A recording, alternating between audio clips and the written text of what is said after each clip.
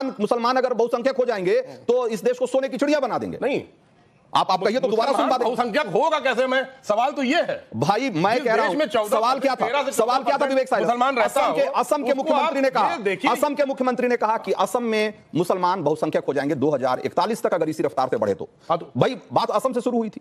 और अगर किसी स्टेट का मुख्यमंत्री ये कह रहा है, और वो किन संदर्भों में कह रहा है? वो कह रहा है कि इसमें बड़ी संख्या में घुसपैठिए हैं, अवैध नागरिक हैं और ऐसे लोग हैं, इस पर लगाम लगाने का संदर्भ में बात बताइए। आप उसको हिंदू मुसलमान क्या? नमस्कार दोस्तों, जय हिंद, वंदे मातरम। दोस्तों, फिर एक बार एक नया डिबेट शो लेकर हाजिर है। दोस्तों, असम के मुख्यमंत्री हेमंत विश्व शर्मा ने कहा, अगर इसी तरह विशेष समुदाय के घुसपैठी बढ़ते रहेंगे तो एक दिन ये लोग बहुसंख्यक हो जाएंगे और देश के लिए खतरा बढ़ जाएगा, जिसे सुनकर विपक्ष वाले की मिर्ची लग गई। तो देर ना करते हुए चलिए वीडियो को शुरू करते हैं। दोस्तों, अगर चैनल को सब्सक्राइब नहीं किए हैं तो सब्सक्राइब जरूर कर लीजिए। धन्यवाद। मुसलमान अगर बहुसंख्यक हो जाएंगे तो इस देश को सोने की चिड़िया बना देंगे। नहीं, आप कहिए तो दोबारा सुन बात। बहुसंख्यक होगा कैसे? मैं सवाल तो ये है। भाई, मैं कह रहा हूं सवाल क्या था? सवाल क्या था विवेक साहब? मुसलमान असम के मुख्यमंत्री ने कहा, असम के मुख्यमंत्री ने कहा कि असम में मुसलमान बहुसंख्यक हो जाएंगे 2041 तक अगर इसी रफ्तार से बढ़े तो। भाई, बात असम से शुरू हुई थी। और अगर किसी स्टेट का मुख्यमंत्री ये कह रहा है, और वो किन संदर्भों में कह रहा है? वो कह रहा है कि इसमें बड़ी संख्या में घुसपैठिए हैं, अवैध नागरिक हैं और ऐसे लोग हैं, इस पर लगाम लगाने के संदर्भ में बात बताइए। आप उसको हिंदू मुसलमान क्या कश्मीर में मुसलमान बहुसंख्यक हैं कि नहीं? वो देश का हिस्सा है कि नहीं? अब लीजिए, अब अगर हम गोवा चले जाएं या हम केरला चले जाएं तो एक क्रिश्चियन कम्युनिटी आपको मिल जाएगी। जरा जल्दी से अबू आजमी को बयान सुना दीजिए जरा। विवेक साइलस को क्लैरिटी होना जरूरी है इसमें। आप का हवाला देकर के कहते हैं कि 2041 में वो मेजॉरिटी में आ जाएंगे मुसलमान, इतनी आबादी जो अगर उनकी बात यह है कि मेजॉरिटी में आ जाएंगे, अगर उनका हवाला सही है तो भारतवर्ष की जनता को खुश होना चाहिए कि अगर मुसलमान मेजॉरिटी में आ गए ना तो भारतवर्ष को सोने की चिड़िया बना देंगे। सोने की चिड़िया कब कहा जाता था भारतवर्ष? किसके राज में कहा जाता था? ये सर्च कर लो आप। मुगलों के राज में भारतवर्ष सोने की चिड़िया था, हर घर में सोना था, हमारे देश का जीडीपी बहुत ज्यादा था, हमारे यहाँ गरीबी नहीं थी, एक्सपोर्ट हमारा बहुत बड़ा था। जब ही अंग्रेजों ने इस मुल्क पे हमला किया। शिवम त्यागी, ये व्हाट्सएप फॉरवर्ड पढ़ के अबू आजमी जो ज्ञान दे रहे हैं कि हर घर में सोना था और हमारी जीडीपी क्या थी जरा पता करें। उनको नहीं पता होगा कि जीडीपी क्या थी, लेकिन वो ज्ञान दे रहे हैं ऐसे कि जैसे कि एक्सपर्ट है इकोनॉमिक्स। मैं बड़े सम्मान से कहना चाहता हूं कि राजनीति और खास तौर पर टेलीविजन पर जब कोई आए तो तैयारी करके आए। एक तो इनका नेता ऐसा है, ऑस्ट्रेलियन रिटर्न अखिलेश यादव के, उनको कुछ पता नहीं और उनके प्रवक्ता तो उनसे भी बड़े हैं। प्लीज आप इनको बीच में रोकिए। मैं इनके बीच में बोला नहीं ना, अब एग्जांपल दे रहा हूं। इन्होंने जो बीच में इनको बीच में मत बोले, कोई लाभ नहीं है। अगर इसका कोई बात है, फर्जी डिग्री नहीं है, पर्सनल अटैक नहीं तो वापस काय कर ली? फिर पर्सनल अटैक नहीं सुन। अभी पिछले चुनाव में अपने आप को ऑस्ट्रेलिया रिटर्न बताया था, इस बार वापस कर ली, दिखाया ही नहीं, फर्जी थी डिग्री। अब बोलने दीजिए, थैंक यू। इन्होंने जो आपके सामने अभी वो भाजपा का पढ़ा, उस सारा का सारा मैनिफेस्टो भाजपा का है ही नहीं। कुछ भी झूठ बोल रहे हो। आपको प्रवक्तागिरी छोड़नी पड़ेगी, एफआईआर करनी पड़ेगी मुझे। आप ये बेकार की बातें कर रहे हैं। वहां पर चंद्रबाबू नायडू की है मैनिफेस्टो, पढ़ के आया कीजिए। बेकार में बातें, ये हटाना चाहिए। चैनल पर आकर कुछ भी कह देंगे, भला कोई बात है क्या?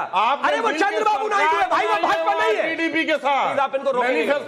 एक मिनट विवेक साइलस, आपने जब बात कही आपको सुना गया ना। एक मिनट विवेक साइलस, ठीक है, नहीं आपकी बात सुनी गई ना। अब शिवम को बोलने दीजिए, मुझे मेरा समय मिले। अब आप मुझे ठीक है, नहीं आपका वक्त आएगा, आप टीडीपी के साथ काउंटर करिएगा, लेकिन रुकिए। तोड़ दीजिए, झूठ मत बोलिए, झूठ मत बोलिए, इनको रोकिए ना प्लीज। सरकार गिर जाएगी।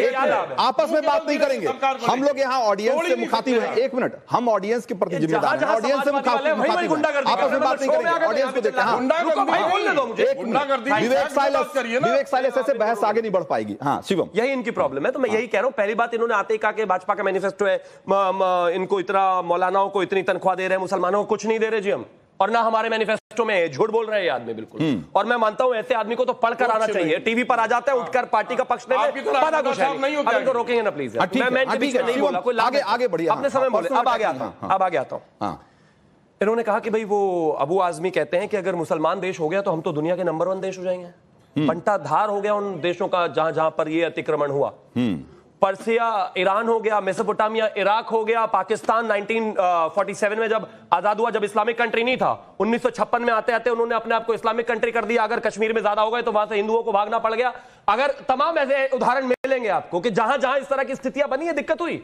और जहां तक कहा गया असम के मुख्यमंत्री द्वारा, वो बिल्कुल ठीक कह रहे हैं कि भाई जहां पर भी संख्या यानी कि जनसंख्या जो है उसकी असमानता बढ़ी, वहां पर अपने आप में परेशानी बहुत ज्यादा क्रिएट हो गई।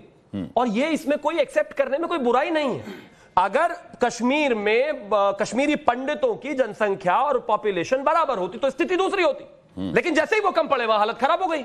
और इस देश में मुझे कुछ कहने की आवश्यकता नहीं है, सब जानते हैं, सब अपने अपने मोहल्लों में रहते हैं अच्छे तरीके से, हर किसी को पता है। अब ये कह रहे हैं कि हम 240 पर आ गए तो हिंदू मुस्लिम करने लगे। नहीं भाई, हम हिंदू मुस्लिम कर रहे हैं, हम तो कोई हिंदू मुस्लिम नहीं कर रहे। हम सिर्फ एक चीज कह रहे हैं कि जो इतिहास में हुआ है, जो दुनिया में हुआ है, जहां पर भी अभी देख लीजिए ना, इसे भी छोड़ दीजिए आप, यूरोप में आए दिन देख ही होंगे आप सब, तो टीवी देखते ही हैं। अभी इंग्लैंड में देख रहे हैं, कल परसों लीड्स में क्या हाल हुआ, कौन कर रहा है, क्या कर रहा है, क्या देश नहीं जानता क्या?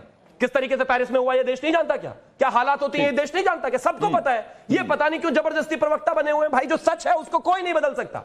और एक अंत में एक चीज कहना चाहता हूं, मैं ऐसा मानता हूं और ये देश के लिए रियलिटी है कि इस देश में जनसंख्या नियंत्रण तो है ही, लेकिन जनसंख्या समानता यानी कि जहां पर भी लोग रह रहे हैं उनका अनुपात बराबर हो बेहद आवश्यक है और जरूरी है और देखा जाना है, वरना जहां पर भी लोग कम पड़ते हैं दिक्कत होती है। ठीक है। हर्षवर्धन त्रिपाठी भाई, इस देश में जब डेमोग्राफी चेंज की बात होती है, एक तरफ कहा जाता है कि हिंदू मुसलमान हो रहा है, दूसरी तरफ लोग कहते हैं कि डराने का काम हो रहा है, लेकिन हकीकत क्या, क्यों इस देश के लिए डेमोग्राफी चेंज खतरनाक है? और क्यों आपको लगता है ये आपके हिसाब से, जब हेमंता विश्व शर्मा ये कहते हैं कि भाई ये खतरनाक, जब वो कहते हैं कि हमने कई जिले खो दिए, ये खो देने का मतलब क्या है? और वो क्यों इस बात को लेकर के इतने परेशान और चिंतित दिखते हैं कि भाई इस देश में, कि उस राज्य में डेमोग्राफी इस तरीके से बदल रही है? ठीक है रंजीत जी, सबसे पहले स्पष्टता के साथ हमें समझना चाहिए कि भारतवर्ष है क्या। 1947 में अंग्रेजों की गुलामी से मुक्त हुआ कोई भूखंड भारत नहीं। भारतवर्ष वो है जो हिमालय से महासागर तक का एक उसका तय टेरिटरी है, जिस टेरिटरी को हम ढेर सारे वेदों में, ढेर सारे पुराण उपनिषद सब में हम उसको पढ़ते आए हैं। हमारी अपनी इस भूमि को लेकर मान्यता है। और अगर डेमोग्राफिक चेंज की बात होती है तो उसको मूल जो उसका स्वभाव है, जो बेसिक स्ट्रक्चर है भारत का, वो बदलेगा। जहां जहां मुसलमान हैं उन देशों की स्थिति जरा समझ लेनी चाहिए। और जो सबसे दुनिया का अमीर देश हो, जरा उसकी उत्पत्ति और कब से वहां समृद्धि आ गई, सिर्फ ज्यादा नहीं, आपने बहुत अच्छे से चूंकि बता दिया तो बहुत विस्तार से उस पर जाने की जरूरत नहीं है, लेकिन फिर भी चीन का यात्री ह्वेन सांग जब आता है तो भारत की समृद्धि संपदा को लिपिबद्ध करता है। जब नालंदा विश्वविद्यालय को बख्तियार खिलजी जलाता है तो उसको पता है कि दुनिया की समृद्धि का, दुनिया के ज्ञान का भंडार यहां है।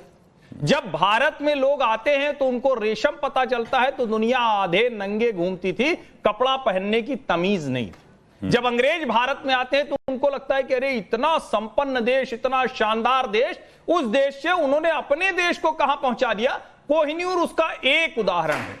मुगल जब आए तो बाबर को जितने इतिहासकारों ने लिखा है उसकी शुरुआत यहां से होती है कि बाबर जब बड़ा हो रहा था तो उसको भारतवर्ष दिख रहा था, जहां की समृद्धि संपन्नता के किस्से व्यापारियों से, कारोबारियों से सुने थे। जितने लोग इस देश में आए वो सब के सब इस भूमि को लूटने, खसोटने आए। और अगर अबू आजमी ऐसा बेशर्म बयान देते हैं तो इसमें पार्टी लाइन नहीं होनी चाहिए थी। मैं फिर से कह रहा हूं और आग्रह कर रहा हूं, इसमें पार्टी लाइन नहीं होनी चाहिए थी। इसमें हर पार्टी को साथ आकर कहना चाहिए था, मुगल इस देश को बनाने नहीं, लूटने आए थे, बर्बाद करने आए थे, कुसंस्कृति देने आए थे। जितने तरह के नरक हैं वो सब इस देश में उनके साथ आए, अत्याचार करने आए थे। ये झूठ बोलना बंद करना चाहिए। बिल्कुल।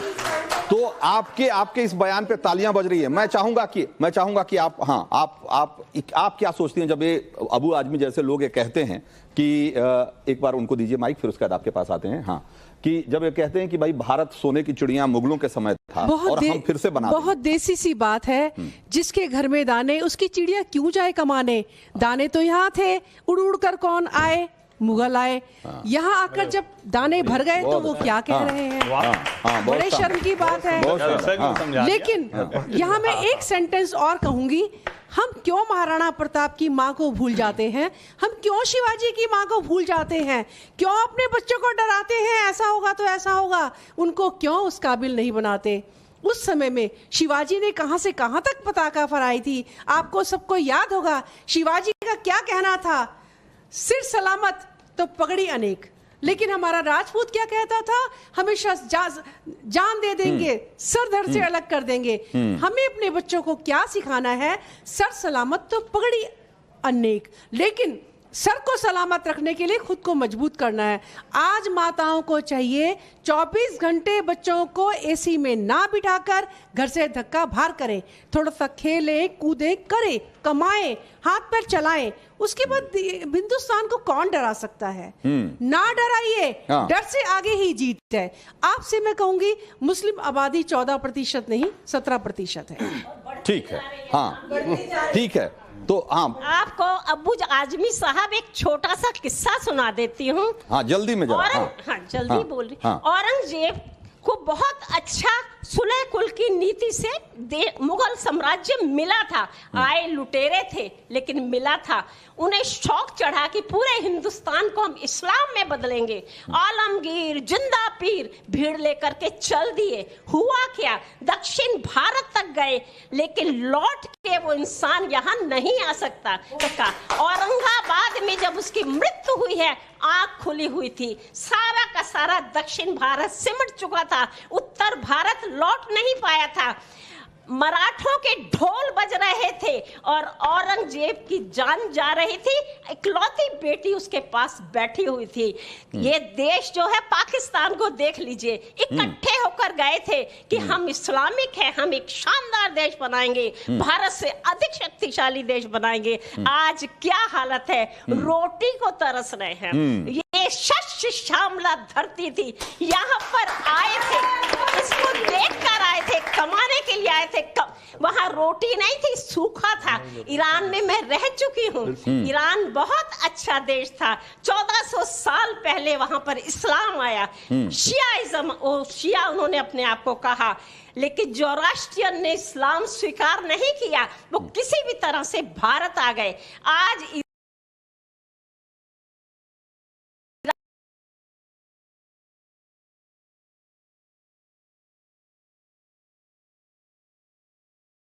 लेकिन क्या है, केवल बारूद बना रहे हैं, वर्ल्ड को इस्लाम करने की इच्छा रख रहे हैं। बहुत शानदार बात आपने कही है। दुनिया को हाजी मेहराजुद्दीन, मेहरुद्दीन, तो मेहरदीन जी, हाजी मेहरदीन जी।